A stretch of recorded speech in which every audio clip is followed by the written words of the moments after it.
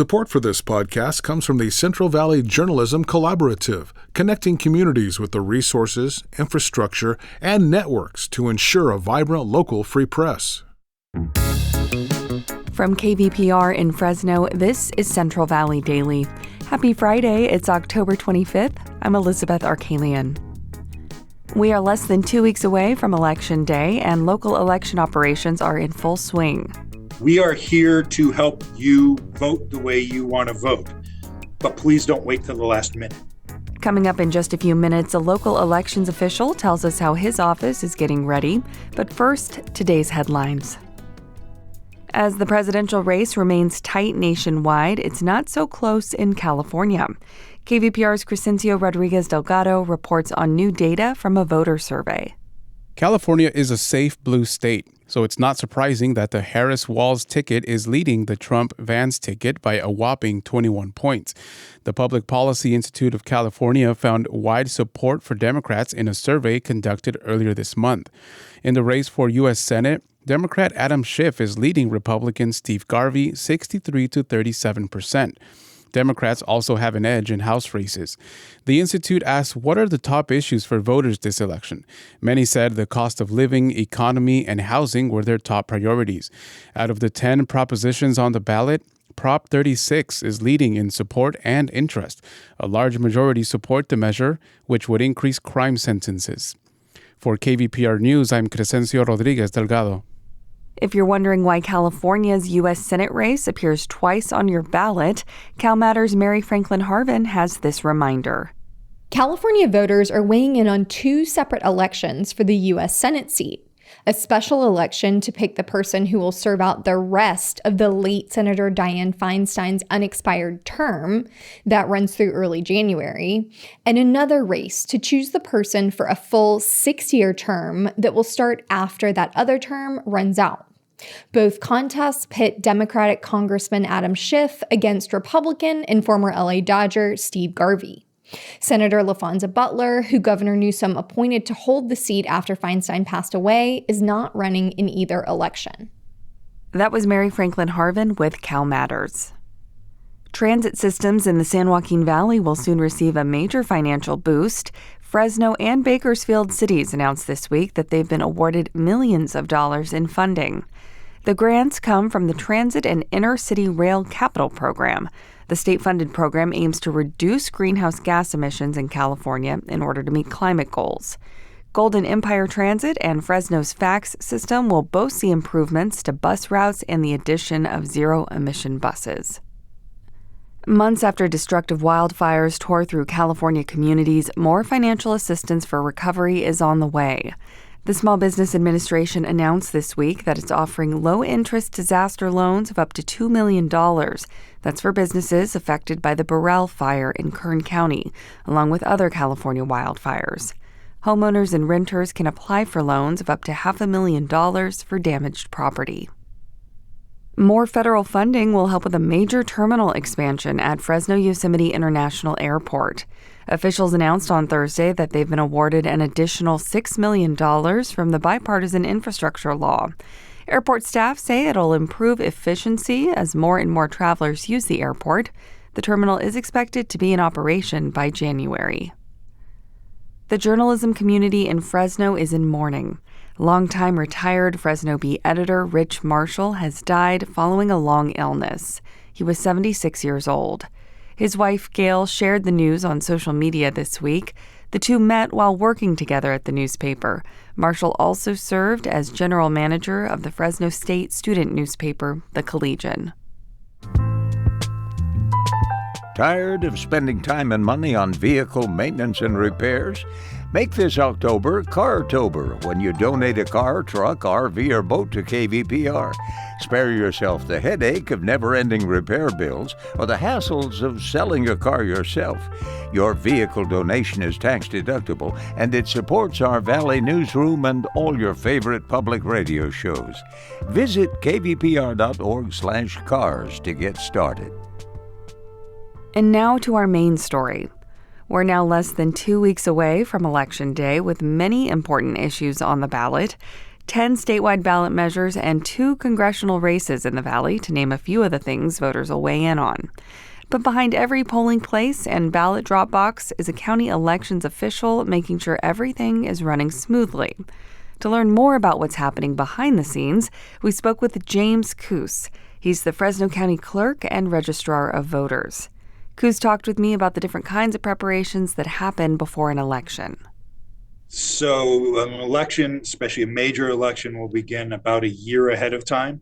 Special elections, those happen when they get called, and there isn't much time to be able to prepare. But for a major election like this one, we begin at least a year ahead. And that we start that early because we need to be locking down our locations. We have contracts with all of our vote centers and drop box locations. We need to start early in preparing materials for candidates. Candidate filing actually usually opens at least 4 months before an election, and for a primary, closer to 6 months. And once we get to candidate filing, then it gets very busy as we start moving towards the many deadlines that make up an election process. Some of those are legal deadlines from the state. Some of them are contractual deadlines.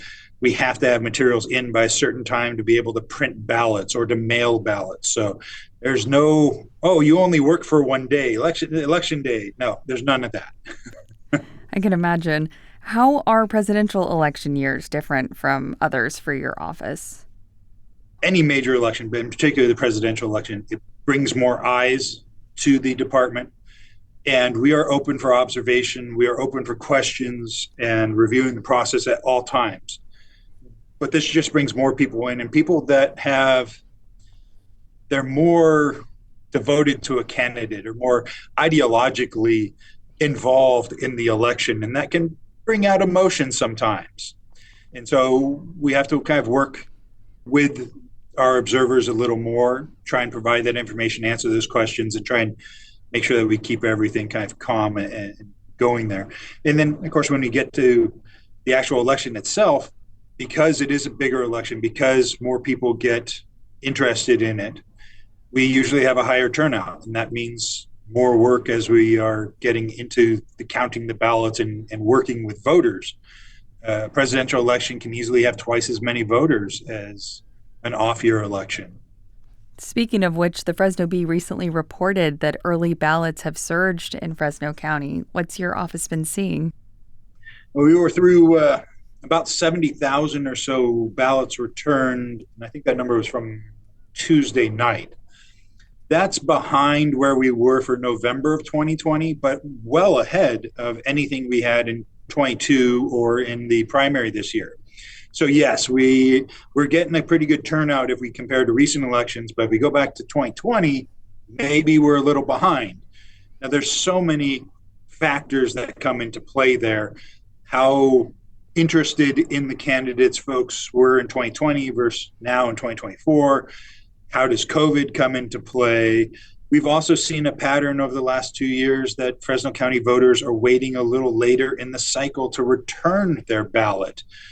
In 2020, we had a lot of voters vote early.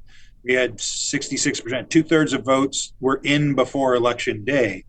In 22 and in the March primary, we only had less than 50% of ballots returned before Election Day. That's a pretty big shift there.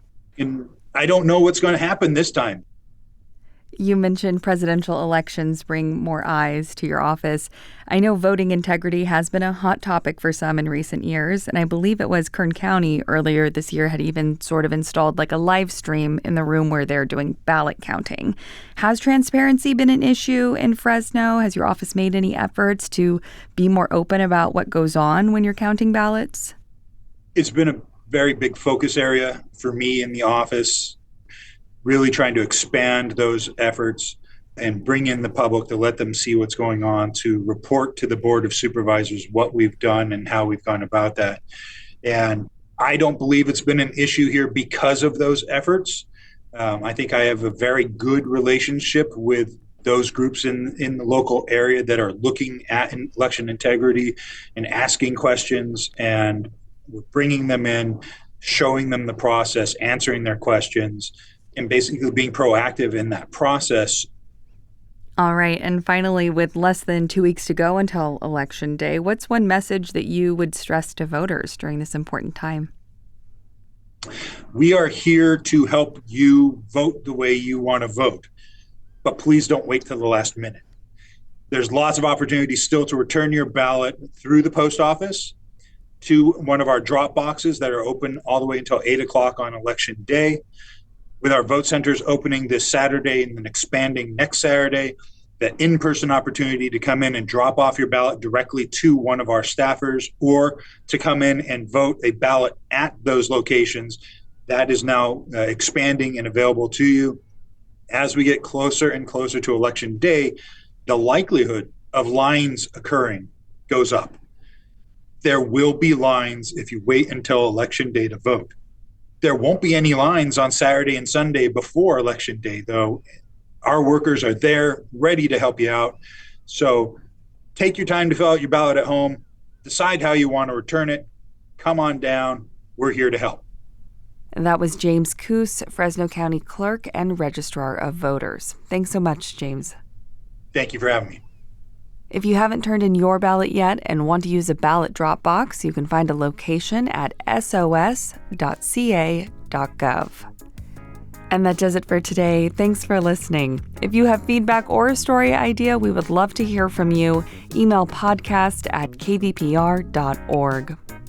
Today's episode was produced by Jonathan Linden and KVPR with support from the Central Valley Journalism Collaborative. I'm Elizabeth Arkalian. Find the latest local news anytime at kvpr.org.